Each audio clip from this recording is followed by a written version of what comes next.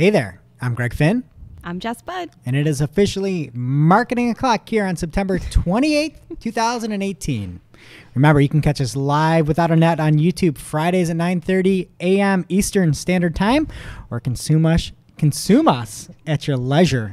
Ooh. Via your favorite podcasting player. And go to marketingoclock.com to follow along with the links of everything we're going to talk about today and some show notes for your education. All right, first up this week, Google has turned 20. Woo! Yay! Happy birthday. Happy We're not birthday, gonna Google. sing. And we got you a present. We got you a fine bottle of champagne for your 20th birthday. That's not legal drinking age here in most of the states, I think. 21, right? Well, all right. I guess more for us then. There's nothing left in there. Oh, well, I guess we already celebrated on your behalf, Google. And Google has announced kind of three major takeaways from this 20th anniversary and kind of looking forward to the next 20 years.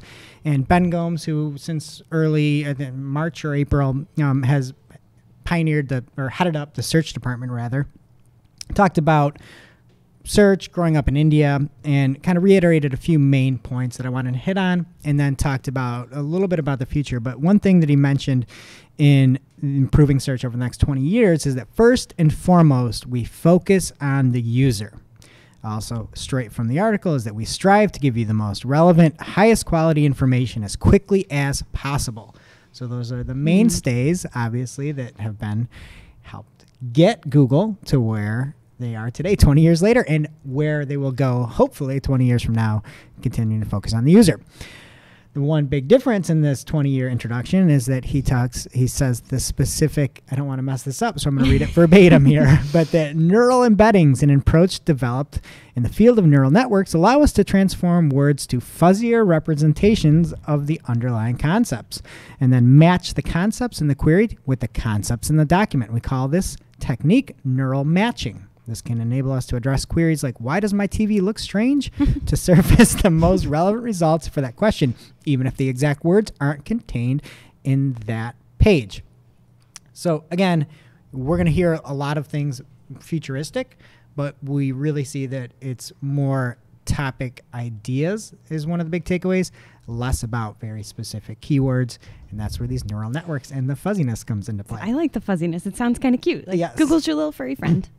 Okay, so one of the first announcements from the article or from the 20th anniversary is that what's called Introducing Google Discover. And if you have an Android phone, you may, or you have the Google News app, or you have a Google app, you probably have seen what was previously called the feed. And that's what they had called it before, like no capitalization, just in the feed. And it is now being called Discover. And so for you Android users or Pixel users, it's what you see when you kind of scroll all the way to the left on your phone. And this had been announced in 2016, end of 2016. There was a big overhaul last summer, and there's going to be some changes coming to Discover, aka formerly the feed. And first off, there's going to be more evergreen content, which is kind of cool, right? Like for the longest time, there's been a lot of news and current information and things like that are very timely, but there's an announcement that there's going to be more evergreen content. So that's great for marketers that put together really good stuff, or companies that really can serve their customers well. They're not going to just be one and done within the feed. So that's really nice. Excited about that. Another thing is that there's going to be more information and rich data around items in the Discover feed.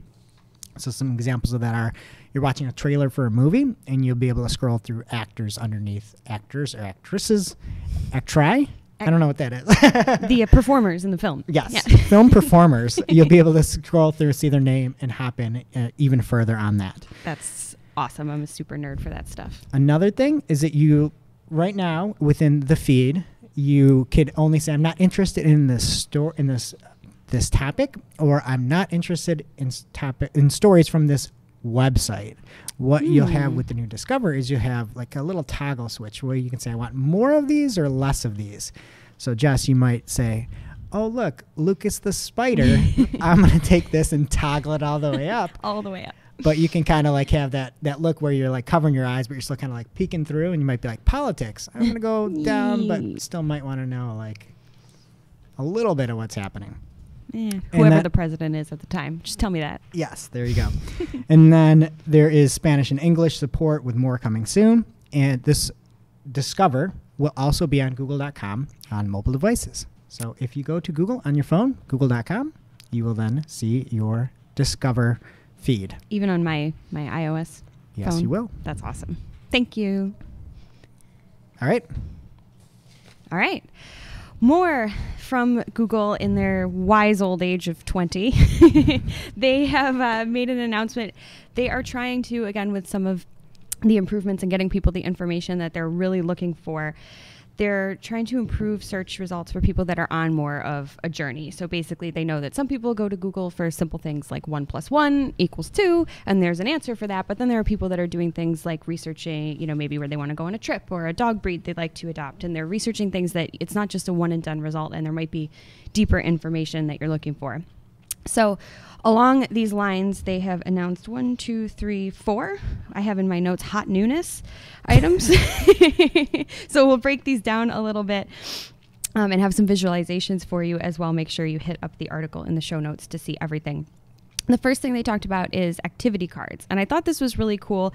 It's basically your search history visualized. So you can kind of retrace your steps, Hansel and Gretel style, and go back to where, well, hopefully, unless you get eaten by a witch on your search journey, you can go back and you see, I guess, where you've been when you've been searching similar topics. This is an intelligent thing. It's not going to show up all the time. It's not going to be like, here's your last 5 searches in case you want to come back. It's based off of what you're searching on at the time. Yep. And so you could see, hey, I was searching for this trip on this date, and then I searched for restaurants in this area on this date, and you can kind of piece back together the overall journey as this whole concept is really meant for us. It's not just a one and done thing. It's more this experience. Yeah, and it is unique to you, right? So if somebody else does the same search, they're not going to see your stuff, obviously.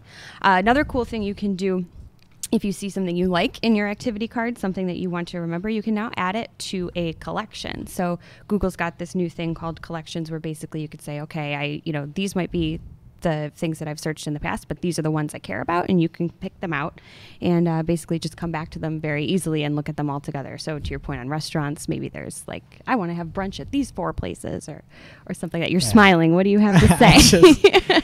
I can't. This may be really beneficial for me. It's hard to see like, oh man, I really love it. Hey Greg, great search you did there. I'm going to collect that one.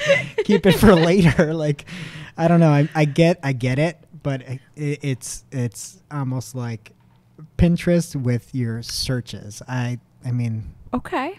But it's searches. Yeah, I know. That's valid. Some of us, though, are indecisive and afraid of commitment, and we might need to look at the same restaurant review 3 times before we call to make a reservation. So maybe it's good for that.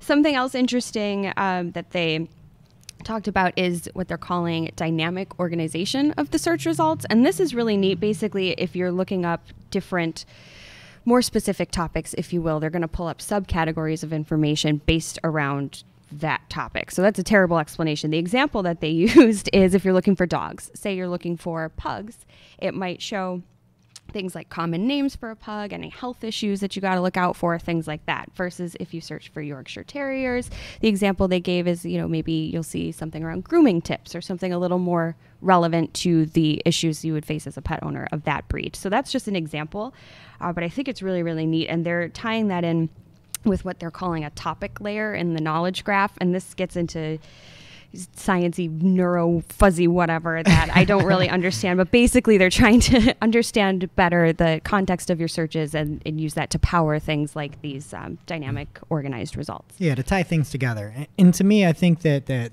dynamic organization of the search results really is going to be beneficial for webmasters that are putting out great content. Instead of saying the only time that I'm going to make a sale is by ranking for one specific keyword in the universe, pugs for sale or something like that. Pugs for sale. You'll be able to say, hey, we've got somebody search for pugs, and you can see what to look for when buying a pug might show up in that the dynamic organization. Or, you might also say, hey, here's health problems that everybody should know. And if you've got that information on your website and you're being really again, relevant to users, as we talked about at the beginning, you may show up as well. Yeah, so it's a good place to snipe content ideas if you see something there and think you can do it better. These features are going to be rolling out throughout, they said, the rest of the year. The year's almost over. We only got a couple months, so keep an eye out. Get excited. Do some searches and save them for Greg. Great. And save them. Collect those searches, guys. And then next up, the last major news announcement from that anniversary event, it was a post called Making Visual Content More Useful in Search. And this was taking a look at all the different ways that visualizations, whether they be AMP stories, videos, images, how this will play a role in search.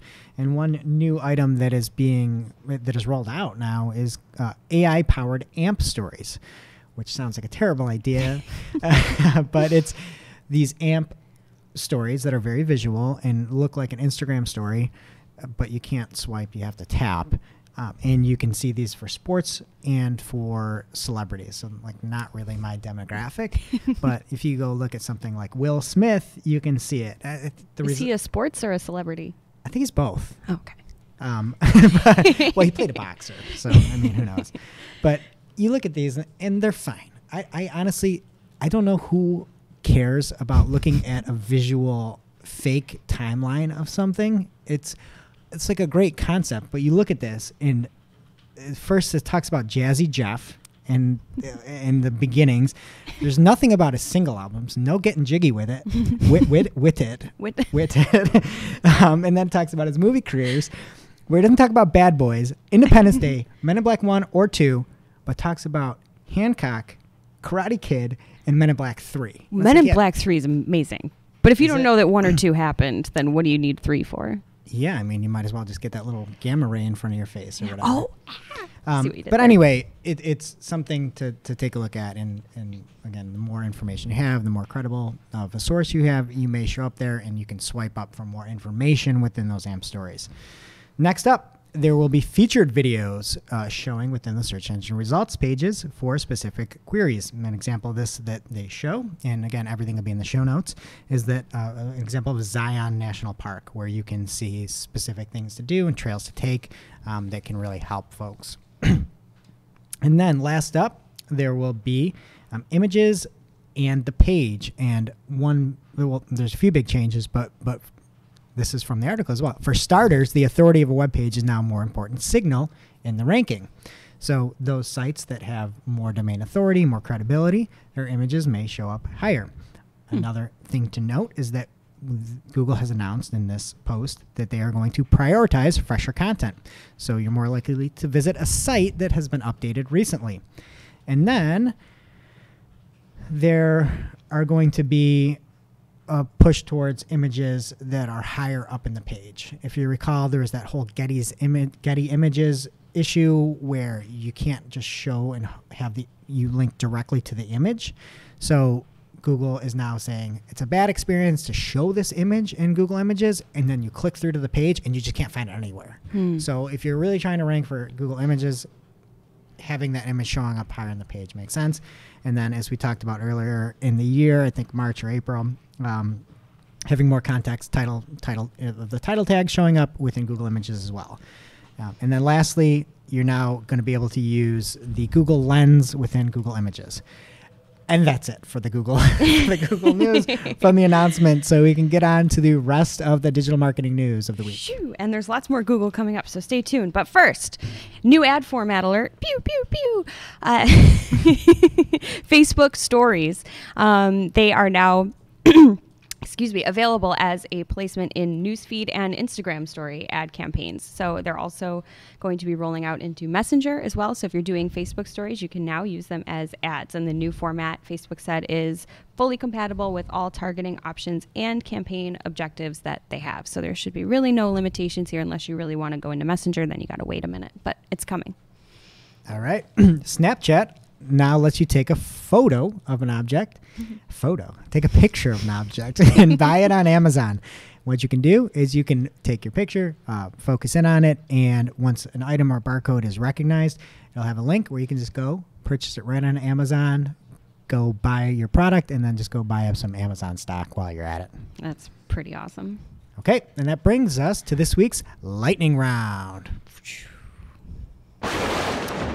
First up this week, Chrome is an article called Chrome is a Google service that happens to include a browser engine. And basically, there were some findings that with the Chrome update update 69, I believe, is that anytime a user logs into a Google site, they're logging themselves into Google Chrome. This didn't used to be the case, but just so you know, from a privacy reason, before users could deny being logged into Chrome and they could log into their Gmail or something like that. Now, whenever you log into any kind of Google site using Chrome, you are now logging into Chrome as well.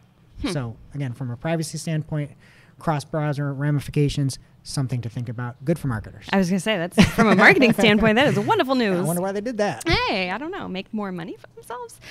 Since we're talking about Google, let's go with two real quick more Google News items.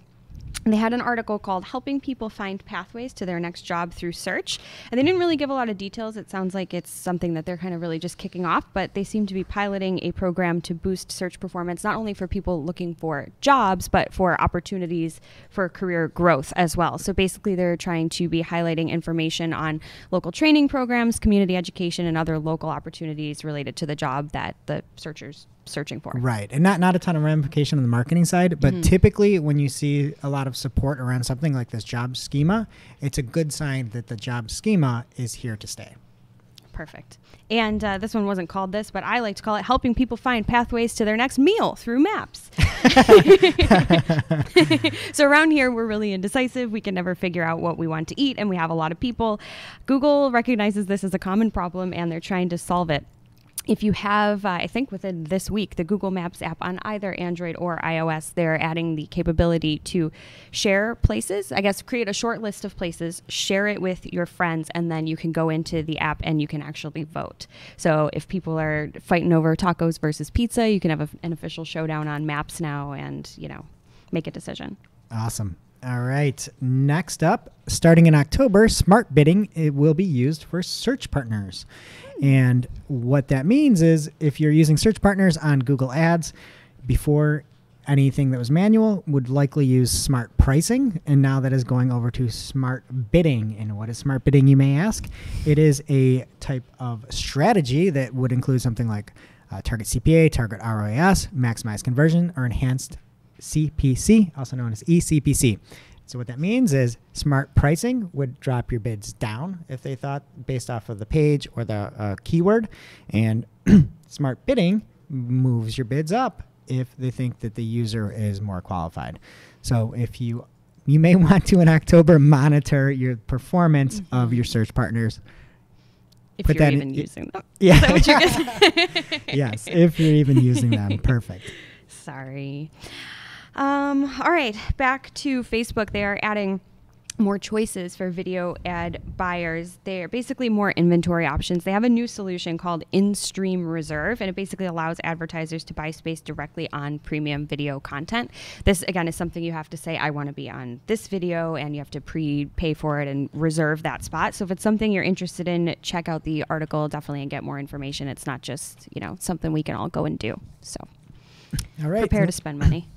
Perfect. And last up this week, Twitter is creating new policies together with everybody. And what they're looking to do is to create better policies around dehumanizing content. So from a marketing standpoint, if you've been worried about kind of mixing it up in Twitter, don't worry. They're looking towards stopping some of the dehumanizing policies out there. And then a kind of weird thing, you have to score some of them and be like, how dehumanizing is this? Is it really clearly dehumanizing, or is this not? A little bit strange, but what a word. Also, I've never heard it used so much in a sentence. Yeah, absolutely. Well, so you can check that out and see some dehumanizing tweets. All right, and last up is our must-read marketing article of the week. A marketing article too involved, too in depth for us to cover it here in its entirety. And this week's marketing article comes from Stone Temple Consulting, written by the one and only Eric Enge. And he has an article called The Featured Snippets Resource Center. And this covers everything that you need to know about featured snippets. Talks about good breakdown. Talks about some of the myths of featured snippets, and even has a variety of different case studies and data and facts. And it is a phenomenal source from a phenomenal guy and company. And actually, I think they just got bought by Proficient, but because they're phenomenal. because they are phenomenal, and it's content like this that makes them so. And that'll do it for today's show. It is now officially not Marketing O'Clock. And remember, you can catch all of the content on Marketing O'Clock or in the descriptions or show notes below. And please make sure that you subscribe so that you don't miss a single episode. All right. Happy birthday, Google. See you next week. Bye.